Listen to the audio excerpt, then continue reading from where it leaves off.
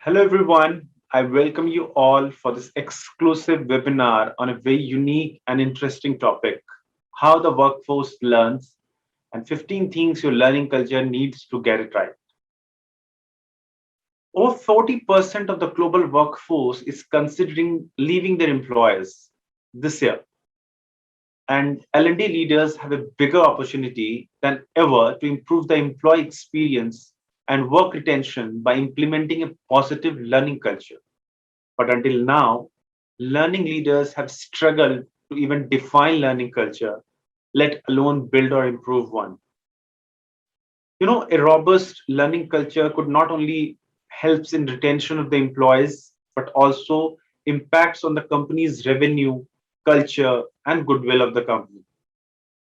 An organization can rectify all the flaws with a good upskilling and reskilling strategy. And I personally believe that. And today I have a very special guest speaker for this webinar.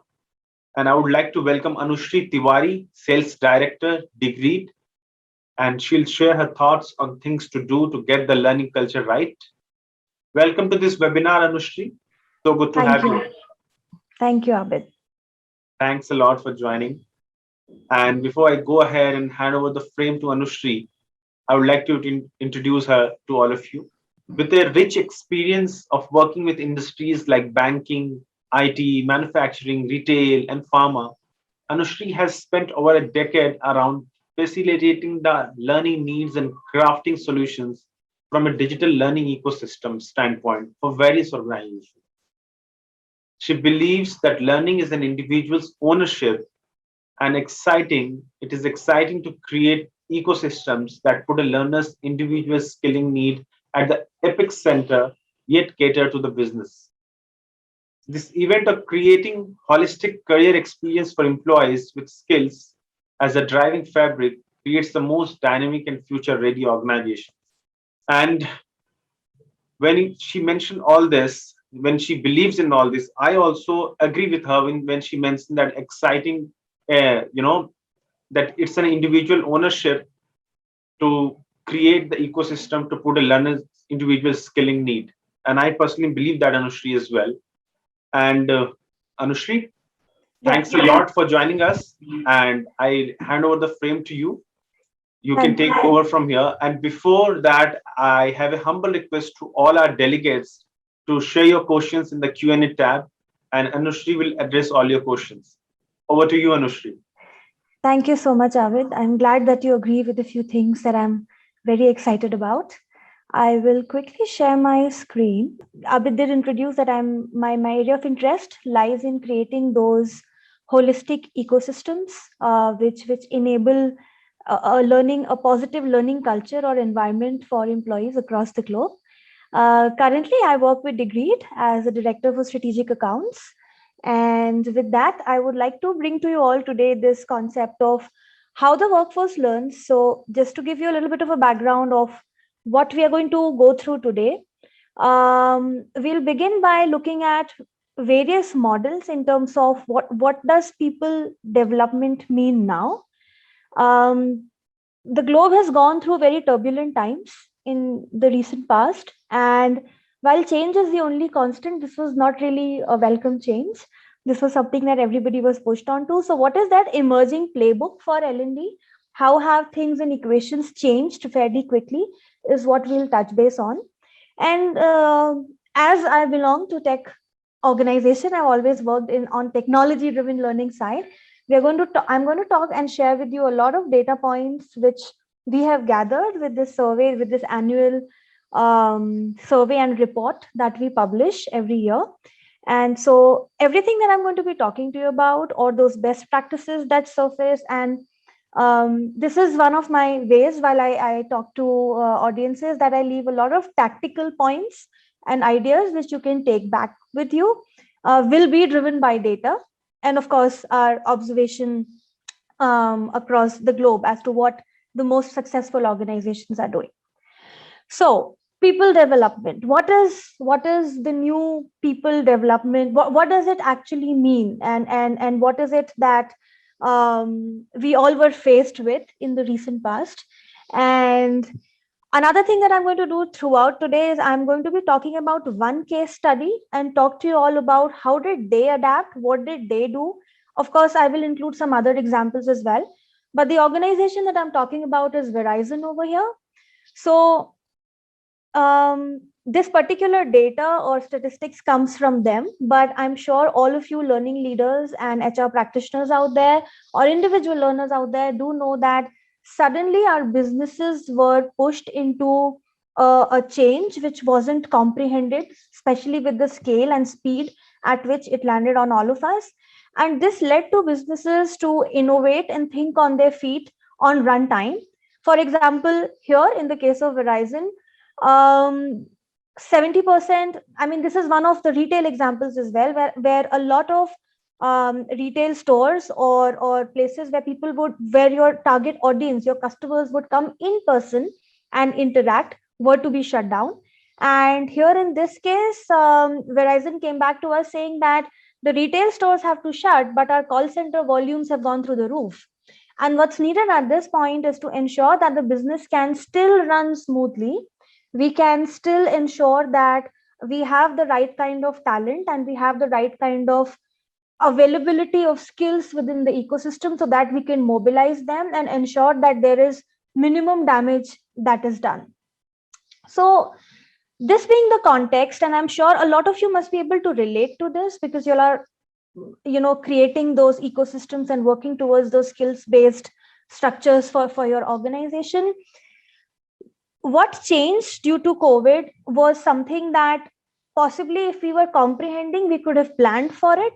But while, as I said, that everything that we are going to be talking today is because of this lens, because of the survey that we have done and spoken to a lot of CEOs and leaders across the globe. There are two, I want to call them opportunities for us right now. One is to overcome challenges because there is talent shortage. Everyone is facing the big resignation. There are constrained resources because those who have within the organization are either overworked. There is this whole conversation about mental well-being of our employees. So we need to overcome this challenge, and possibly, I'm sure this is the question your CEO is also throwing at you currently, right? And while we do this and while we cater to all of this, we have to keep accelerating on the growth. I mean, innovation cannot stop. We will keep exploring new business models. Digital transformation has become all the more important at this point in time. So this is a question which we found that most of the CEOs that we spoke to, these were the common questions that were being thrown at the L&D teams or the skilling teams or the HR teams. And while we are trying to ensure that we manage risk and we are creating an inclusive culture, because most of us are working from home, there is a remote working structure as well, as much as we are trying to get back to normal. We still have to ensure that new business models, for example, if you're driving digital transformation, DevOps has a role to play. If there are those innovation strategies or innovation interventions which were driving innovation in an organization, that also continues. So with all these questions, which we found that a lot of CEOs are asking, here's my first poll. This is my first question to you all. For your organization, what is your biggest pandemic challenge? Please feel free to mark anything here. If there's something else, write that on the chat. I would love to hear what was the biggest challenge for you all. Was it switching to a remote culture, which was a big challenge to mobilize logistically to ensure efficiency in work for a lot of organizations? Those who were in that state already, engagement became a challenge. And while ideally there should not be a very tightly knit tracking your hours logged kind of a structure in an ideal world, of course, but engagement of employees again was a big challenge for a lot of organizations that we speak to. The big resignation, I think the whole world is dealing with that, losing staff rapidly. Or if there's anything else, please feel free to write that, share that with me, and maybe we can look at the results. All right. Okay, so as you can see, the biggest response or the highest challenge or the bigger challenge that the teams out here and all you leaders out here have faced is engaging employees. Of course, and I'm sure you all know about this, you're not alone. That has been a challenge. And as I go forward into this presentation today, we will be sharing a lot of ideas and tactical things that you could deploy in your organization. If you're doing that already, you may be able to get a reaffirmation that yes, this is the right path to take. Switching to remote culture is obviously, I think these two things are interrelated because working remotely needs different ways of working to ensure that employees are engaged. And losing staff rapidly, of course, while I talk about skills, and I'm going to talk today about a lot of ways and means as to how you can create or basically bring in motivation in amongst your employees. And that motivation is not unidimensional. It's not just only through promotions or through money, but there are a lot of ways to do that, and possibly we'll while we go through this, we'll look at it in detail. So now I am very aware of the fact of the pains that all of you learning practice. I don't want to call. I shouldn't be calling it a pain, but the challenges that all you learning practitioners and HR practitioners are facing right now. We have been told to do more with less. What you're seeing on the left hand side of the screen was related to performance, compliance, and readiness to do the job, which always was our focus, which is always that we worked towards. But a lot of other things on the right hand side of the screen or the middle section of the screen have also been added to it, especially things like wellness, inclusion, a culture of say being having a positive learning culture, building a talent workforce, or basically workforce planning in a way that we are agile and we are quick to respond even to very extreme situations. So I understand the challenges, and I know that there is more even at execution level that gets thrown at us. I mean, I have been personally in those conversations when the CEO says that the managers are not really engaged. If I want to create a culture where people are happy within this organization, managers need to be involved in it, while their business leaders actually come back and say that they do not have time because they have to deliver. Performance is the one big KPI that everybody has to go through, has to deliver on. HRBPs are asked about where are those right kind of skills. So if I have, for example, one of our clients, Swiggy, they innovated at some unparalleled pace during COVID, and there were some new business lines, there were some new models which were introduced. And the biggest question that the CXOs and the leadership had was, what is the kind of talent that I can immediately put onto this project so that as soon as I have government permissions, we are up and live and we are working, and we have people on the field with the right licenses and permissions, of course, to go out and deliver on that. So the speed, the agile workforce, the managers are being asked to keep that nimble kind of a structure as well, with all these additional responsibilities, and the HRBPs are responsible for it. A lot of times we also saw, keep COVID aside, we have a high potential problem, please solve for it, right? Maybe we are aging as an organization, new talent is coming in but they're leaving because there are not enough opportunities, please solve for it. So this is one of my favorite quotes because MIT published it, and it's just so relevant when it comes to the situation that we are all in.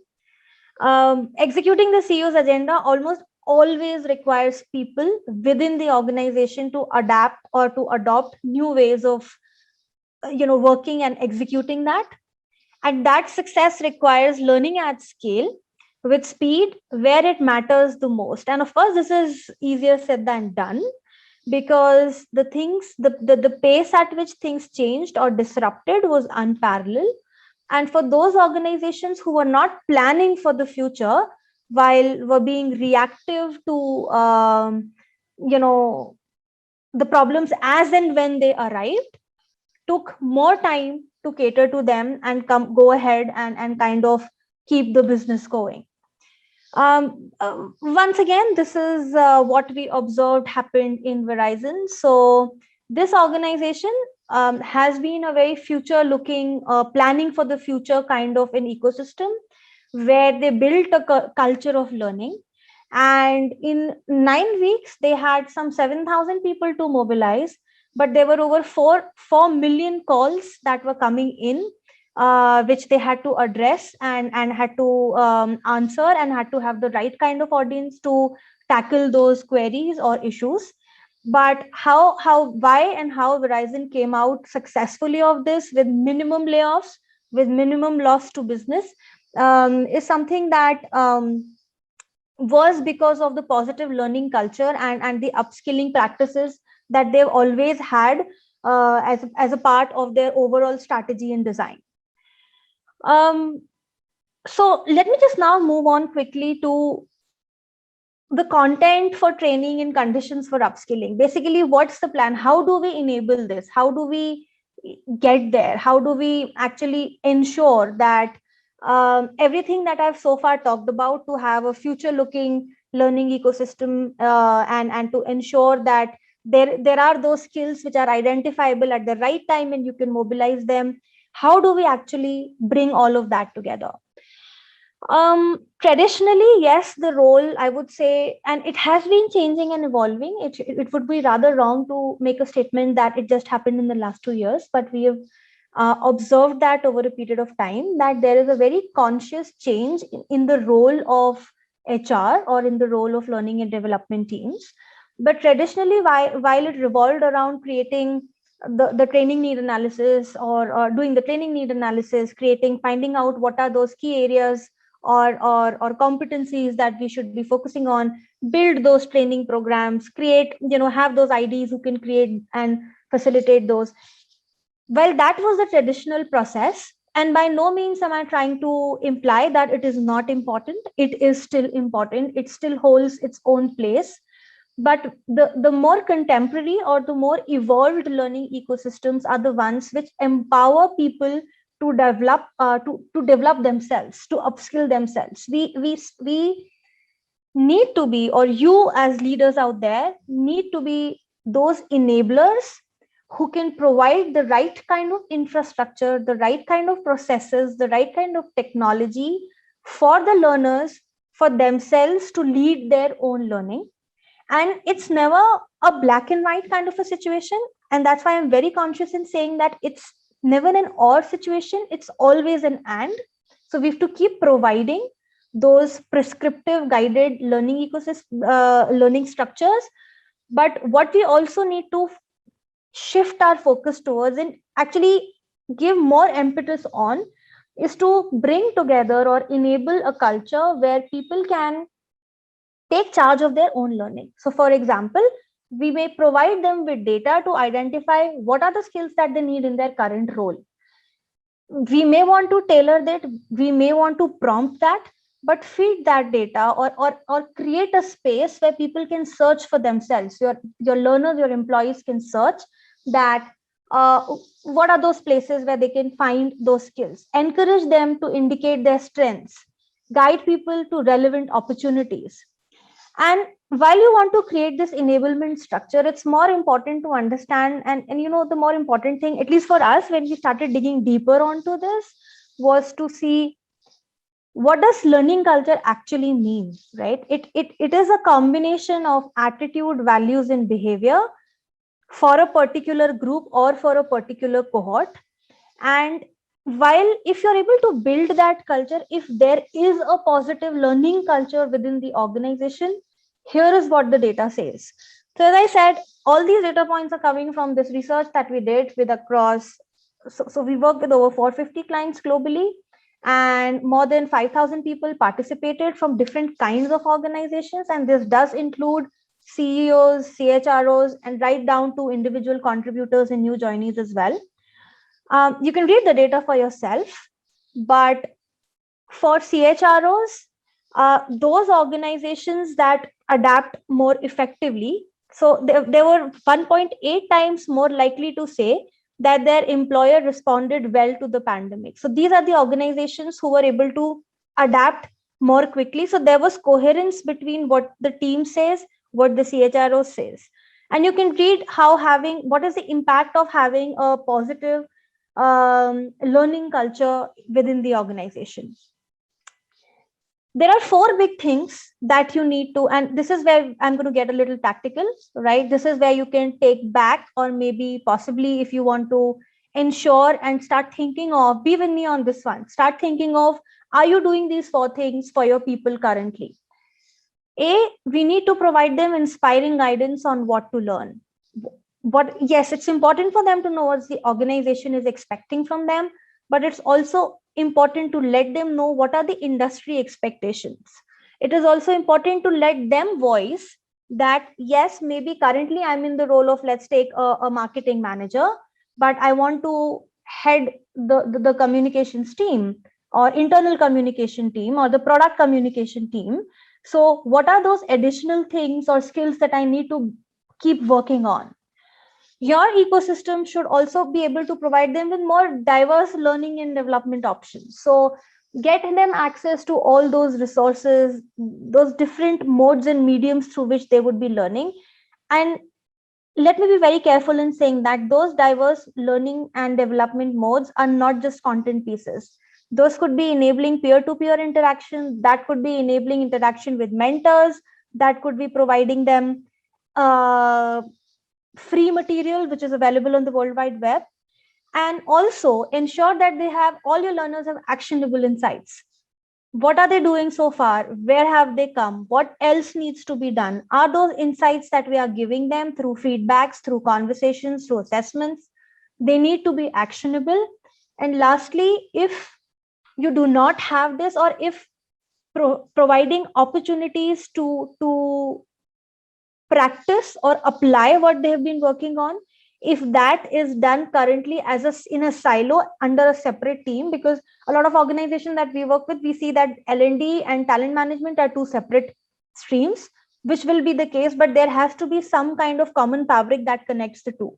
And why I say that is because imagine for a learner, if he spent 6 months developing his skills on data science, while today he's let's take a business analyst, then we need to give them those opportunities where they can execute a small project, a job aid, maybe they can shadow someone, maybe they can be a part of a team assignment and play a very small role in that, but they have more transparent opportunities to build that experience and network for themselves.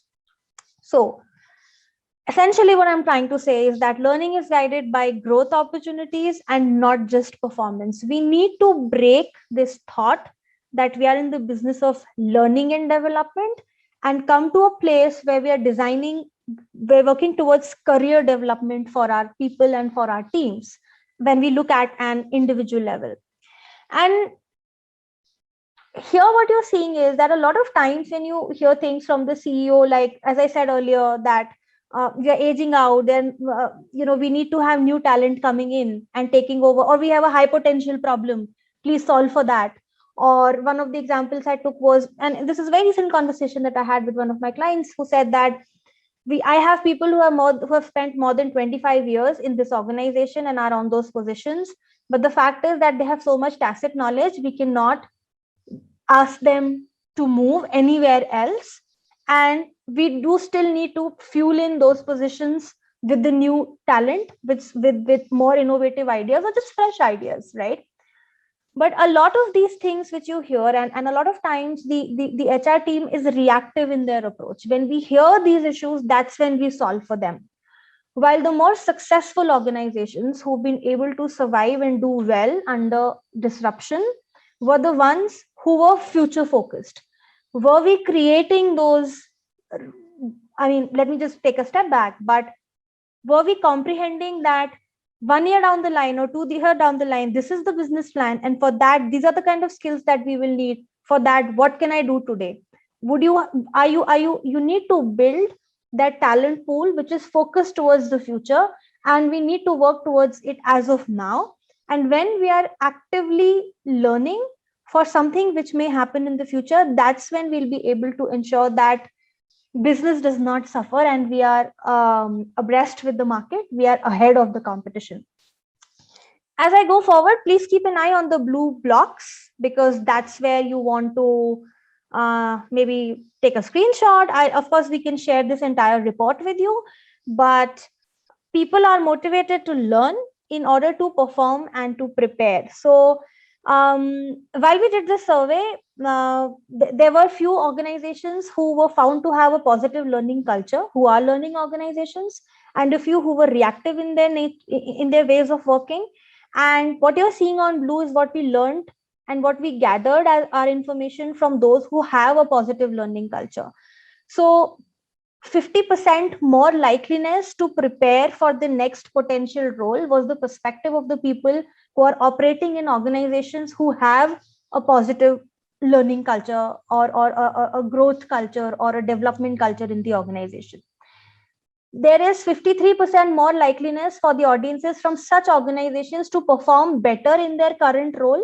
They need that need is higher, while on the organizations which were more reactive and possibly reacting to the situation and then creating those plans, lacked motivation, they lacked engagement in terms of, and I saw your results, right? You said engagement has been a challenge. We found that people even do not cover the compliance related courses and other things. So this is the big difference that comes in when you have a culture which is forward seeing, which has that positive learning ecosystem, vis-a-vis something which is reactive and is not as positive. So another thing which you may want to take back as a part of a very tactical design while you're planning for your the coming year, or you're planning for the next quarter, goal setting is not an activity that we'll be doing for the first time. You all must be doing that and you're experts in that, right? But look at goals, and yes, this does sound like a concept, and this does sound like a conversation that a lot of times you have during an interview, but actually goals that are set should be set for today. So what can be done, and this is again, the blue block boxes, the digits and the figures are those which had a positive future looking ecosystem, vis-a-vis the orange one where there was not that much of a future focused ecosystem design. So when you set the goals, look at what is it that's needed in the current role, and that's something that I'm sure all of you are doing today.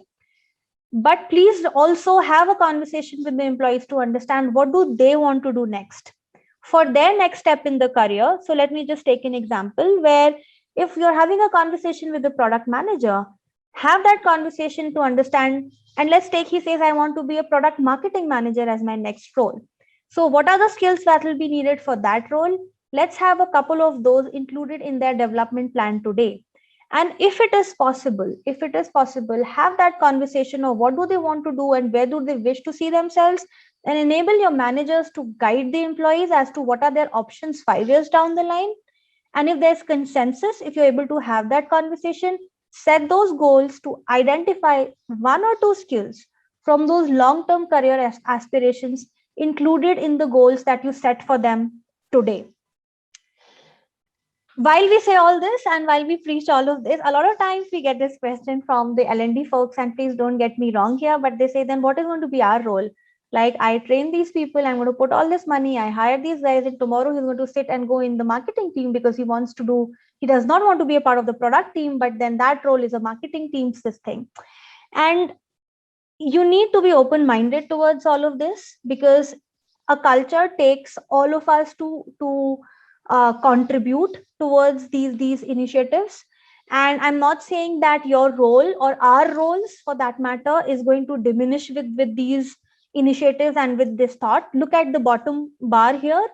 So people find learning through their tools, networks, and L&D teams, and the question that we asked was exactly across the topic that you're seeing, the headline that you're seeing. You need to bring in more workplace messaging apps, because peer-to-peer conversation is what enriches the experience more. Productivity tools, media apps as well.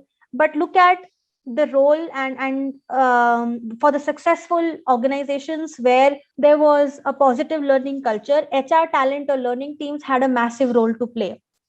HR systems and the tools that you brought together, which hosted the organization based or the niche learning interventions or content or material, also had a very strong role to play. So by no means, when we become enablers and bring together all this ecosystem where people can take up their own learning, would our role diminish? Our role is going to become bigger, larger, and more responsible, because we need to comprehend for the future and start acting on that today. So this is just a little roadmap of how Verizon carved out their skill strategy ahead of times, which helped them massively during the last 2 years.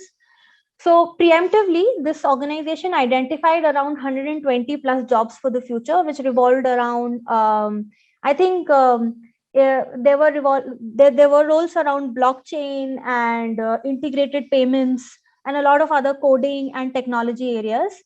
And what the learning team did proactively was they mapped their assessments, content, programs, a couple of them running in parallel by a team. And these are a few topics that I've listed out there.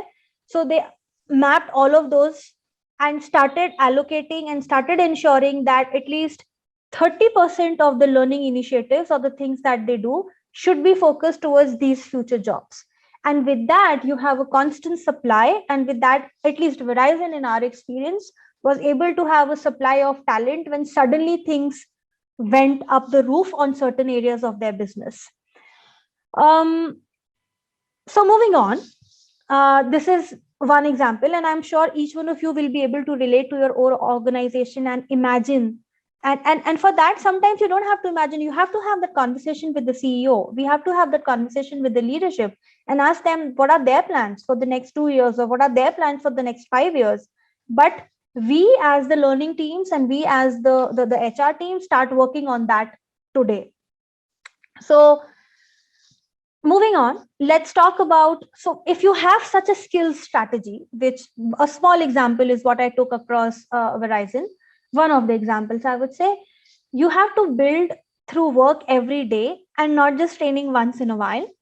And this may seem like a very heavy duty kind of structure, but we need to infuse and we need to start putting in our efforts to create that ecosystem, which is, yes, at an organizational level focused on skills that we are identifying in terms of future jobs, future projects, and backtracking it from there, but ensuring that your ecosystem, which is created from a learner's lens, from an end learner's or from an employee's lens, we empower them to do the learning on their own, right? So we enable that learning on their own, so they get access to content, material, programs, classroom programs, uh, give them an opportunity to learn by doing, give them those job aids, give those short-term projects, make them a part of a larger team project, sometimes just to shadow, just to learn, right?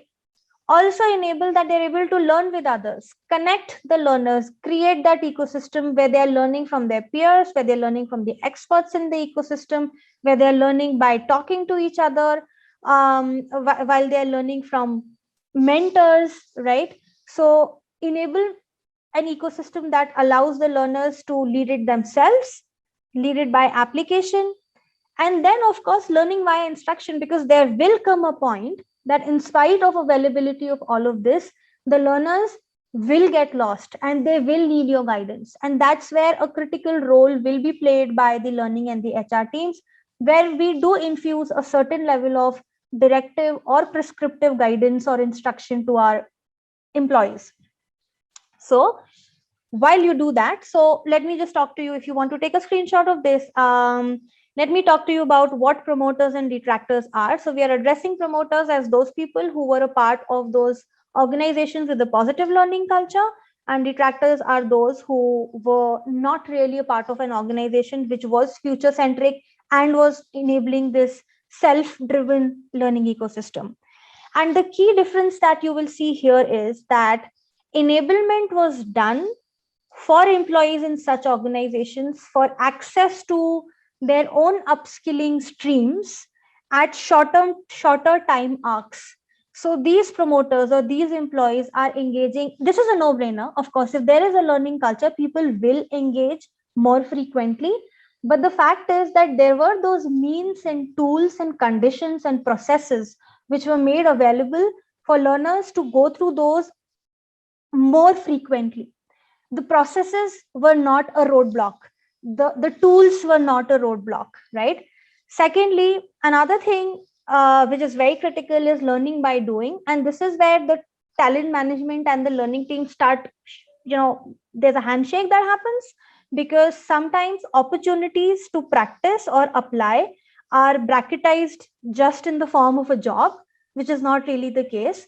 It can be something in between, or let's take experiential learning, right? We've always been talking about the 70-20-10 model, but are we enabling, or are we giving that option, or creating that opportunity marketplace where the learners are able to access those practicing capabilities like tasks, projects, job aids, assignments outside of what is in my team, even volunteering to participate in certain projects?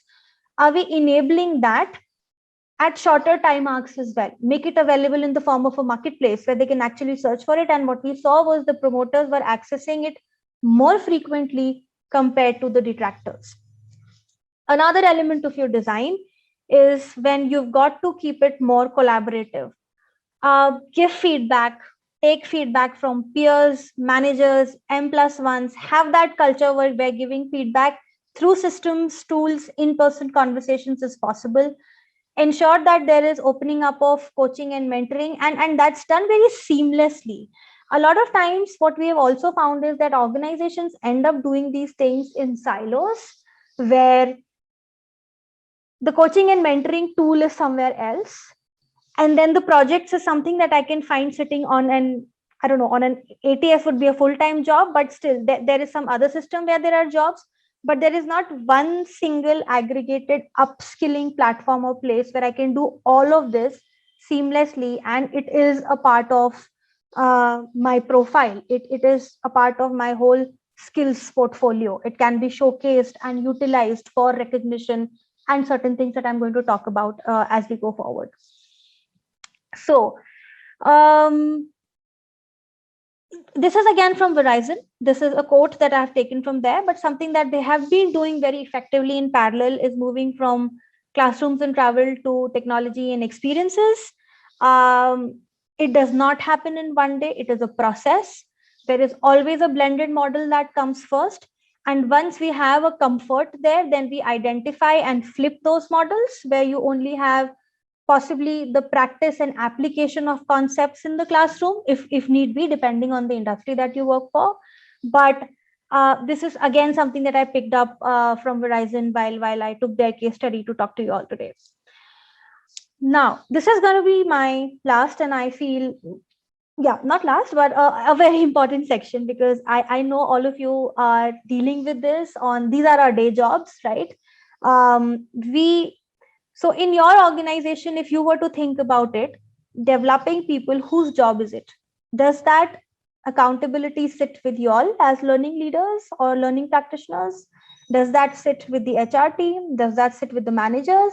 Does that sit with the leaders, the CXOs, or does that sit with the workers themselves? Think about where you are in your organization today for the larger demographic. What is that equation? The answer and the best formula to it is this resides with everyone. Workers are responsible for driving their learnings and careers, right? And that's the kind of message, that's the kind of culture that we all should be building.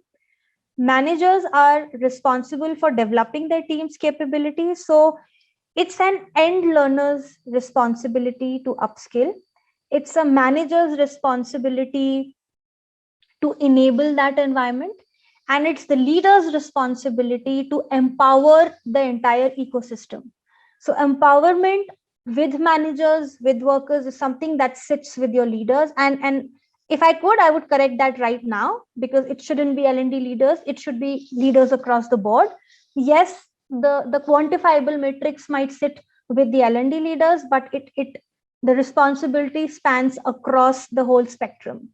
In positive learning cultures, what you will find is that there is a process, or there is, I would say, in positive learning organizations, there is this culture of giving more feedback and insights on how the skills are being built from colleagues, from managers, from their HR functions, from leaders, from time to time, because leaders' responses and feedbacks come only at an organizational level, but from external providers, which is, I'm sure, most of you have you must have identified for your organization.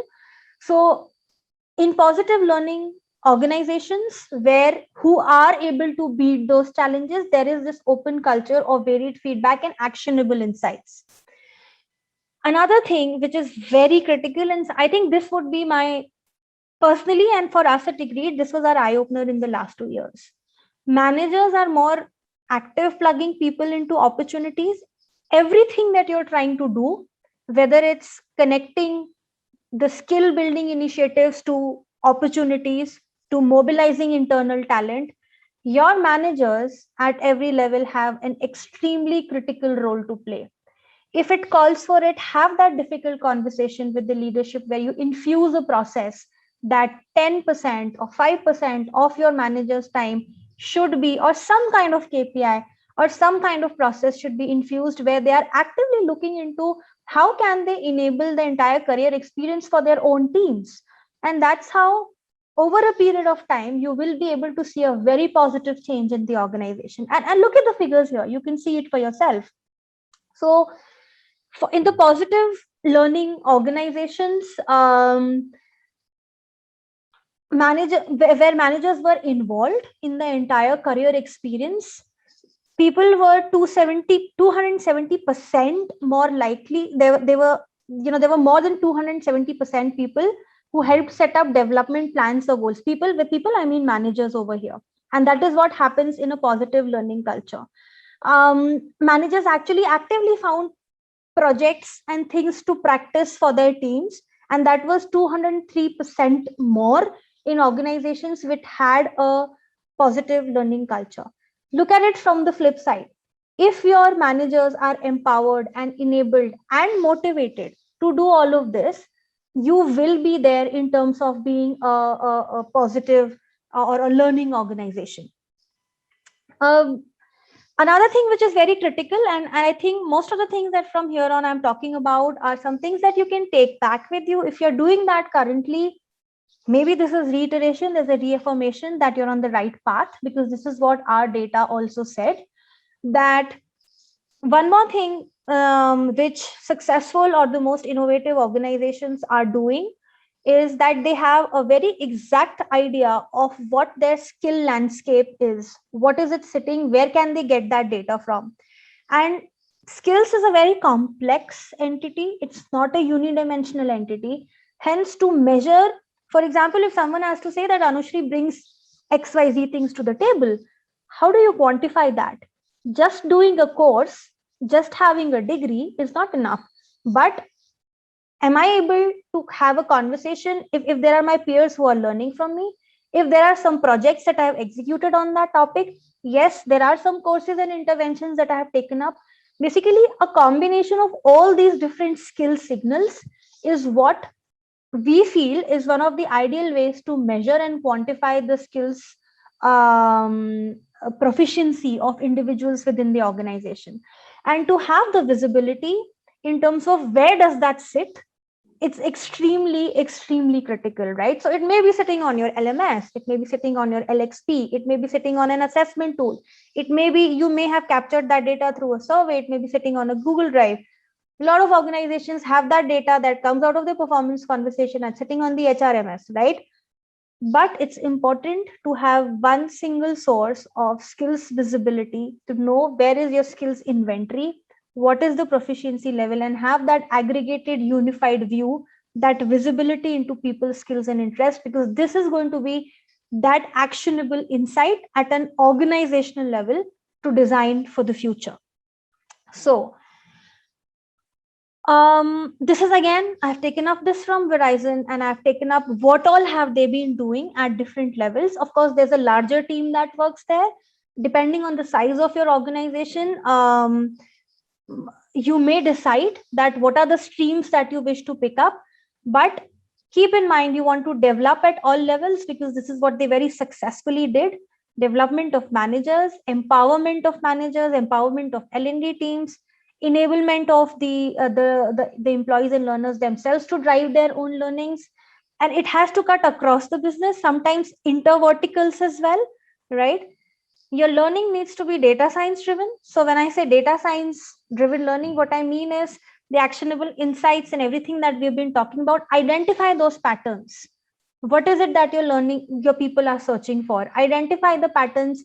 What are the topics that people are having most conversations about? What is the time of the year when we have maximum social contribution coming in terms of upskilling and learning? And from there, devise that whole strategy.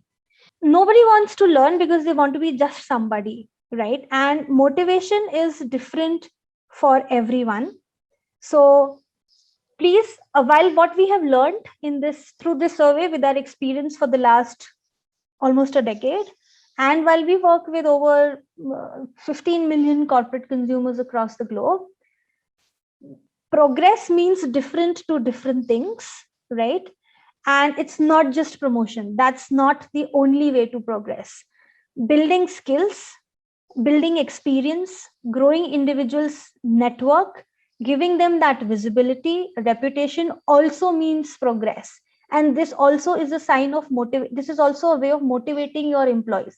It's the right kind of communication and the culture that we want to set, that in our organizations, is progress only equivalent to getting a promotion or money? Or is progress also equivalent to people knowing me as an expert? Or to the entire organization having a visibility that, yes, these are my skills, and for that, this is the experience that I went through? There have to be more ways to develop the reputation and networks within your organization. And in positive learning cultures, there are more than one ways through which this internal motivation is created for the learners. For example, to connect with peers and mentors. In positive learning cultures, there is 147% more likeliness that people are connected with peers and mentors. Rewards and recognition, and this again can have multiple definitions. You may want to keep your eye out on the last two. That's why I particularly put that up there. But rewards and recognitions and connecting with peers and mentors is something which is very strongly stood out for us. You can also see for yourself that more paths to build the career and experience, and not just a unidimensional way of please do this for the current role, is what not such positive or not such learning cultures would be doing. Successful learning organizations, what you need to do is your workforce should be able to see that there is more than one path to success, right? To develop their skills, to develop their connections, to advance in the company, to master or hone more tools to take control of their own career, right? Workforce has to have an opportunity, of course, to progress, and as well as to get them promoted. So this is where I think, especially in the when we look at a global spectrum, we need to, especially in Southeast Asia and Asia Pacific, how well and tight knit are the talent management teams and the learning teams. We need to bridge that gap. The common fabric would be skills, but through skills that a person invests into, or he's guided into, or enabled into, are we opening up more progress opportunities for them or not? And those could be full-time jobs, those could be temporary assignments, those could be mentorship assignments, those could be a lot of other things. But that gap needs to shorten, and that gap needs to be filled in fairly fast. I'm going to stop talking just after this one, but I just wanted to bring this all home by saying that everything that I talked about and all the data that I shared today, and we'll be happy to share the whole report. You can in fact go on the Degreed website and download that. Please ensure, or please work and think from your organization's perspective, that are we doing these four things right? Are we providing inspiring guidance, not just for the current role, but for the future? Telling our learners what is needed by an industry standard. So for someone who's working in a IT product company, what are other people in similar roles by industry standards doing? Are we giving them that guidance? Are we providing them with more diverse learning and development activities? It could be anything under the sun that they develop from, but the diversity and getting all of that together at one place seamlessly in their flow of work is something that we need to be very consciously doing. Thirdly, is there that feedback mechanism? Do we have those actionable insights? Are we assessing them correctly? And I'm not just talking of knowledge assessments. I'm not just asking them questions on data science and blockchain and seeing if they know it or not, but actually, are they able to apply that and convert that into skills? Right. So when I say skills, those are more actionable, right? They may be able to teach others about it. They may be able to communicate with others on that. So do we have those actionable insights through feedbacks and so many mechanisms out there? And lastly, when anyone who's invested so much time, effort, and everything into building their skills, do we give them more opportunities or not? And once again, opportunities do not mean unidimensionally just the promotion or just a job switch. It could mean a lot more than just these two. It could mean short-term projects, gigs, shadowing appointments, visibility, opportunity to be recognized, so on and so forth. So this is my last section. See, what is the biggest opportunity to improve your organization's L&D? This is a poll. You can check all that apply to you, right? And we can have a quick discussion about it. I think we may have 5-10 minutes left on the clock, and I'll take any questions after that. Thank you so much, Anushree, for sharing those powerful presentations. We have a lot of questions as well. So okay. I think we have poll here. So I'll wait for that. Yeah, we'll just give a let's take a quick pulse check, right? Sure. I spoke about a lot of these topics here, and I know, I hope this was useful and you're all able to think on these lines. Whatever time we have, I will try to answer as many questions as I can, and I'm more than open to connecting with you all in person individually and have these conversations. Of course, inspiring guidance, what to learn, getting those resources, actionable insights or evaluations or measuring mechanisms, which need to be insight and constructive feedback driven, and of course, connecting transparent opportunities. So out of all of these, wherever you feel, or more than one, is what you feel would work for your organization. Can we see the results? Right. Quite close. It's quite a mix, right? So what I'm assuming is that most of you feel that it is a combination of a lot of these, right? And that's right. This result actually shows that it has to be a perfect balance of all those four, and all that needs to be delivered to the end employee as an enablement where he can access all of them at the same time and plan his entire career, right? And your managers and the leaders are invested in that career planning and career experience. So I think most of you stand where I'm coming from, that it needs to be fairly balanced. Of course, actionable insights in terms of learning and skills is very good. It's hard. It's not simple, but it is one of the most critical factors. All right. So, Abid, help me with a couple of questions. Yes, definitely. I would love to. So here we go. I'm going to stop sharing. Only 6 minutes left. So my first question, the question is from Kanav Mata. What are some ways that you can put structure to learning as a continuous process on job, mentors, etc.? So tactically, I think when you want to put together these ways and means in place, you have to first start by identifying that for your organization, what are those three things most important, right? A, we need to have, say, guidance that for each role, these are the areas that people should be skilled on. Have a couple of resources or have a structure in which there is a team that works on that. Then second thing, you identify that, okay, once I identify or give this guidance, I need to provide all those abilities or items or content items or programs who can actually deliver material or prescriptive learning across that. And the same people and the same team can also bring together or curate certain learning experiences, right? And lastly, If this is a single program that you're running, I generally go with like a 3 to 4 pronged strategy, right? And the third strategy should be that what are those key projects or assignments which the HRBPs of different verticals can actually create across these areas of development. Can you put all of that together as a curated one single intervention for a holistic learning journey for your people? And if you have the right tool, for example, in Degreed, we do that a lot for our clients, right? If you have the right tools, you'll be able to put all of that together.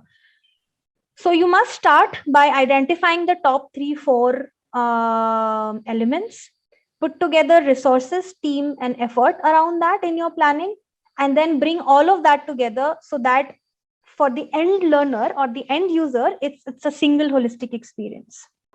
Thank you so much, Anushri. The next question is from Ravi. Yeah. And Kanak is saying thank you, much appreciated as well. So the next question is from Ravi. Ravi is asking, please share some experiences where you had leadership barrier to promote learning due to short-term business focus. I'll give you an example, and I cannot name the client because it's not, we were still in talking terms to get the permission to declare their name and other things. We are working a case study and everything, but let me give you an example. This is an organization which is somewhere around, and I'm not sure, Ravi, how big your organization is, but this is somewhere between 5,000 to 10,000 employees, where while they started working with Degreed, there was this buy-in that there is focus on skills. We need to build talent for the future. Now, when you start deploying any such program, this is a very long-term program. So you have to have some short-term goals attached to it. And one of the first things that you do is attach some engagement metrics to it. So when you launch a learning ecosystem, what will be the learning metrics, engagement metrics attached to it, right? So with those engagement metrics, they launched a program and said that all those people in a month, or I think it was 3 months, once in 3 months, people who are highest engaged, that means who are collecting, let's take maximum points or finishing maximum courses or programs, depends on your organization, get one-on-one conversation time with one of the members from the CXOs.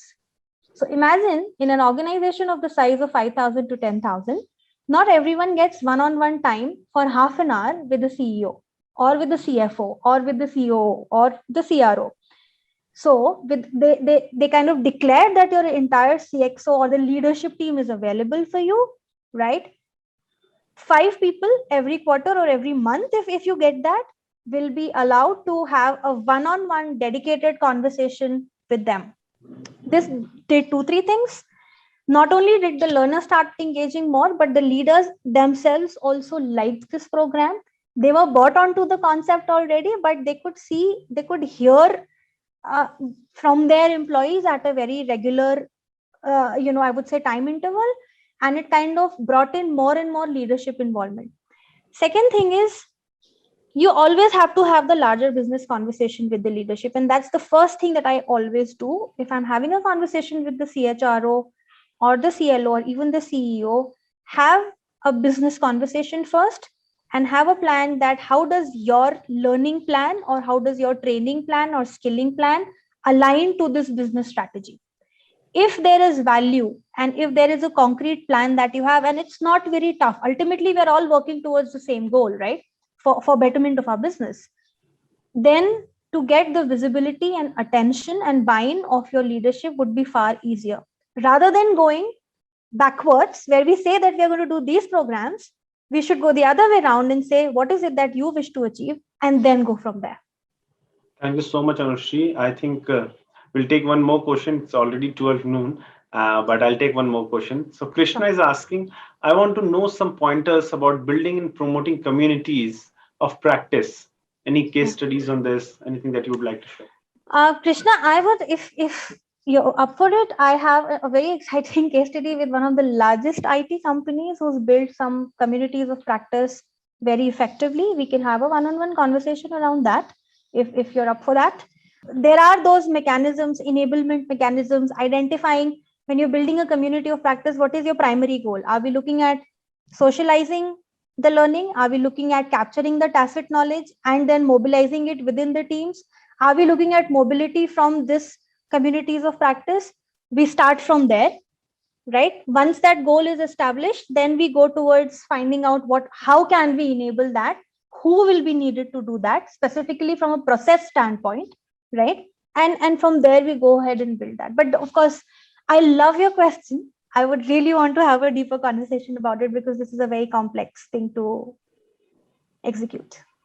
So we are getting a lot of appreciations, thank yous, and informative session messages from the viewers. I think that sums up everything. That your presentation was really, really insightful and helpful as well.